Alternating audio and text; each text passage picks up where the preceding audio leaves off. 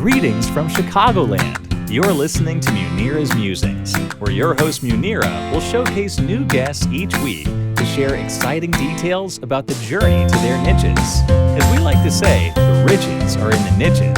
And on this show, we'll share ideas on how to break through our invisible boundaries so we can start taking steps towards our dreams and create the life that we most desire.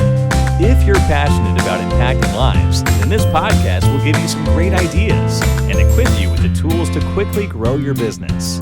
Okay, let's get started with today's show. Here's your host, Munira. Greetings from Chicagoland.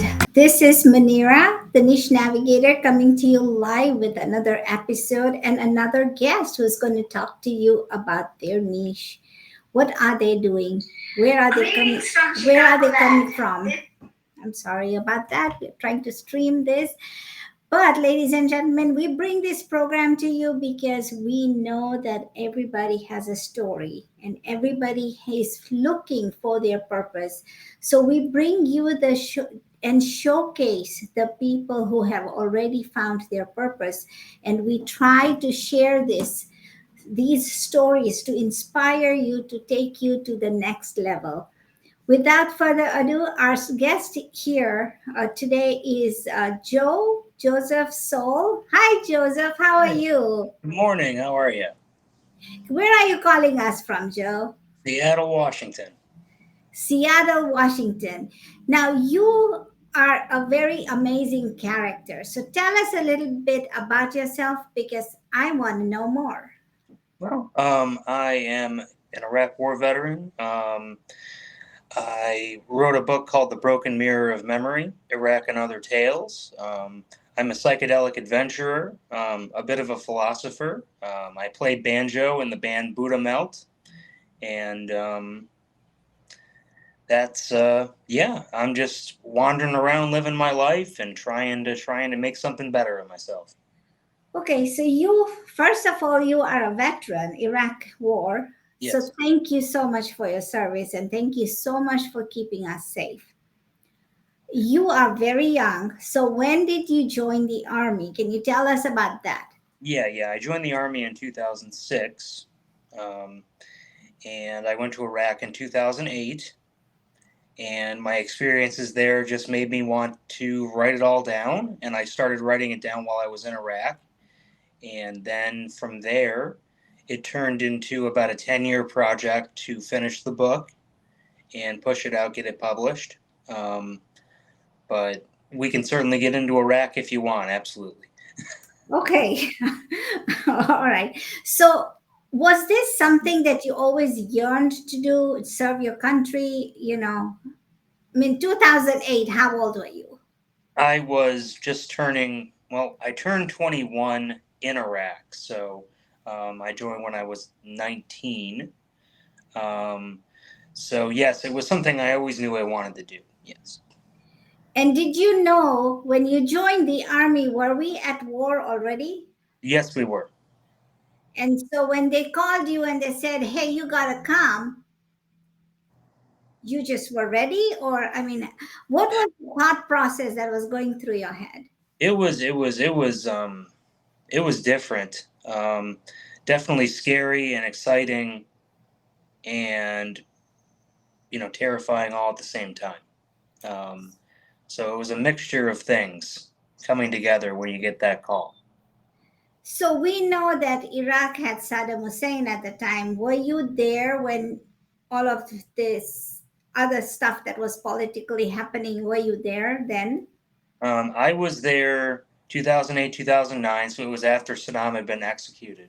And Nouri al-Maliki was in power as the prime minister, and I was there during the Battle of Basra, not in Basra, but supplying ammunition for the Battle of Basra, when Nouri al-Maliki decided to go after Muqtada al-Sadr and the Mahdi army in the south.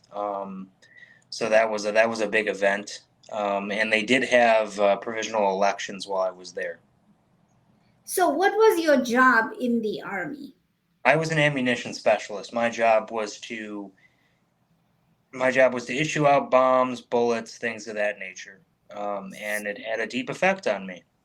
Did you have prior knowledge about this weaponry? Only what I was taught in training. So you went there like a clean slate, little Mm-hmm. bit of knowledge, and then you learned everything on the job.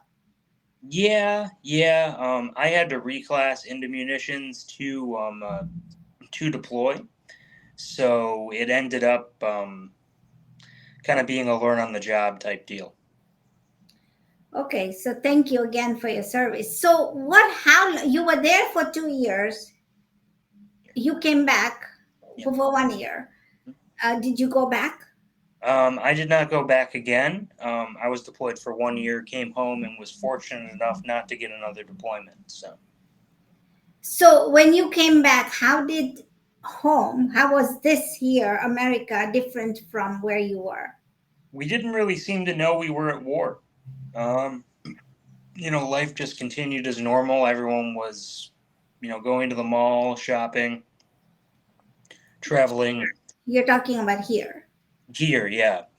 Everyone was going to the mall, shopping, just not really aware of what was going on in Iraq or Afghanistan at the time. It was almost background noise to them. So it was very strange. As it is right now with the Russia and the war with Russia. And so everybody's like living their life, not worrying about what's happening over there. Right. What did you, when you were there, what did you think of the people over there? I learned quite a bit from the people. There was a particular translator for our workers. Part of my job was to escort local nationals to improve the base, to build up the base, things of that nature. That's why the first section of the book is called Conversations with Ali. I ate with the workers. I got to know the workers. I learned a bit of Arabic from them, and realized that I had no conflict with them as a people whatsoever. Um, they really impressed upon me their own humanness simply by existing, simply by interacting with me. They really impressed upon me their own humanness. So they are just people over there living a life, trying to Yes, make it day to day, and they are the just as great of a people of a nation there that we are here. yes, absolutely, and completely. And it took away from the training the Army had given me to view the enemy as a block of people, um, as a sort of large mass, instead of here's an individual, you can deal with them how you want, but here's a human being standing right in front of you. Deal with them fairly or not, that's your choice, but you can no longer view them as just the enemy, as just terrorists, as just the Iraqis. You see them as human beings once you meet them, and once you meet them, you can't unlearn that. Okay, I like that. So you have family here. You were 19 years old. You decided, okay, you're gonna go serve your country. You have family, your parents. Mhm. Can you tell us a little bit about that? Yeah. So my mother died when I was 8. It was Sorry. 1997. Um, my father's still alive, and and he raised me by himself after my mother died, and he's a good man. He's a Vietnam veteran himself, and his support meant a lot while I was over there. He really took good care of me. So So serving the country runs in your blood. yes. It's in the family. So you had just finished high school when you went? That's correct. Yes. Okay, so what made you think of let me just journal all of these day-to-day activities or feelings or whatever I'm having? Let me just put it down on paper. Um, Initially, it was just to cope with the stress of being there. And then later, when I got home, it was to get the story out about the effects of the Iraq War on the Iraqi people themselves, and to advocate for bringing our troops home. Um, that was the real motivator. having peace in our world was the real motivator for the book. If it can reach one person and convince them that war is a nasty business, then I've done my job. Well, it is a nasty business Yeah. because you gotta kill people, and you then. But people, if you look at it from different several views, you know that the arms people are making money off of it. Whoever manufactures the arms, but then also there is a political agenda that happens that we know nothing about, right? Yeah. So, but again, so when you started writing, and so how did you put your books? Did you have a book there? Tell me, when you first started writing, what your thoughts were, what you thought, why you decided. I know you have a greater purpose, but it's always that first word when you start writing. It's like, what am I going to write? I have a blank piece of paper. That first word was in Iraq, and it was about a big rocket attack that we had. And if I can find it in here, I will share it with you. Put you on a spot. I'm sorry. Oh no, you're fine. You're fine. It's it was a real process. There was no real.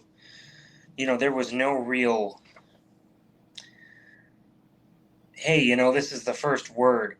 I didn't think of it as a book then because I didn't know I was going to finish a book. It was just sort of a blog. And So were you writing by hand, or were you now we are going into technical stuff? So are you writing by hand, like piece and paper and pencil, or were you writing it on your phone and saying, you know what, this is a Word document, let me just put it on Google Share? I don't know if Google Share was around that time. I don't think it was. It was more of just, hey, I'm gonna put this on a blog online and just get it out there. I don't think it had very many views at the time, and I don't think it does now, frankly. But I definitely wanted to put it out there. So you were very overwhelmed. Was it because when you went there, okay, so let's go a little bit back. I think I know where this is going. I'm going to ask you to relive it. If you don't want to talk about it, that's okay. But you go there and you realize you're in war. Now you have a army camp, I'm guessing. I don't know, I'm just talking. And you're there, and then you see what? What do you see? The first impression of this war.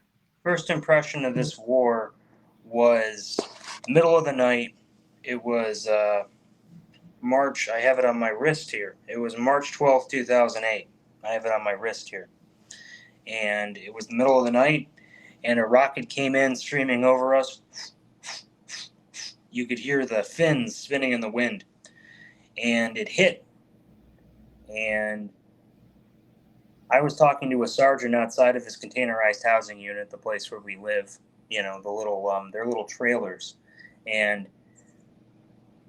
right before the rocket attack, they had been firing out illumination rounds. They were looking for something off the base. And I would flinch with every outgoing round. And the sergeant would say, hey, that's outgoing. Hey, that's outgoing. Then something flew over us very, very loudly. It was screaming like a demon out of hell. Just and I hit the deck as I heard a much louder explosion. And the sergeant took a drag off his cigarette, still sitting there, let out the smoke, and said, that's incoming. Welcome to Iraq. Oh, wow. So they had already gotten used to it, but you flinched. Yes. And you were thinking, what did I just sign up for? Right. What did I sign up for? It turned out, although I blocked it from my memory for a long time, that's why the book is called The Broken Mirror of Memory. 3 soldiers from the battalion we had become assigned to, we were a reserve unit. 3 soldiers from the battalion we were assigned to were killed that night. And I completely just blocked it from my memory. Didn't remember it until I was talking to guys on our reunion page just about a month ago. Didn't really, I intellectually knew it, but I didn't remember it. It was blanked from my memory completely. So your whole purpose for writing this book is let's bring peace into the world, because there's people everywhere who are trying to survive regardless of where in the world they live. Yes. Let's not do it with hatred and war and bloodshed. Let's do it with love. Yes, yes. Love, food aid, water aid, medical aid. Let's do it with kindness. Why can't the United States be a force for completely unadulterated good in the world? And I So don't think, go ahead. Sorry, I'm sorry. yeah, it's fine. And I don't think that sending weapons all over the world is being a force for good. Okay, so I get your point, because I'm from East Africa, and I know that there are several people out there who are building wells for water because women have to travel so long distances and everything. And this has happened in Ethiopia, in Sudan, in Uganda, in Kenya, in Tanzania, all of these places that I'm very familiar with. But let me ask you this: how much traction have you got with your book? I've sold about 40 copies. So anyone watching or listening, I would be thrilled if you go pick it up just to get the story out there. It doesn't cost a lot of money, but it's definitely a work of love. It's definitely something that I've poured my entire soul into. So the 40 sales could be a lot better. You came back, so we'll put the link and we'll share your book with everybody. But let me also ask you another question: is that you've come back since 2008? Are you still serving the country? I am not. I am out of the Army now. And I am, yeah, I'm no longer affiliated with the Army. My opinions are my own, though. They're not the opinions of the Department of Defense. So, Right. So what is it that you're doing now? I am working on a bluegrass album for my band Buddha Melt. I'm promoting the book, obviously. Um, and I'm playing a lot of golf. I'm just starting getting into golf.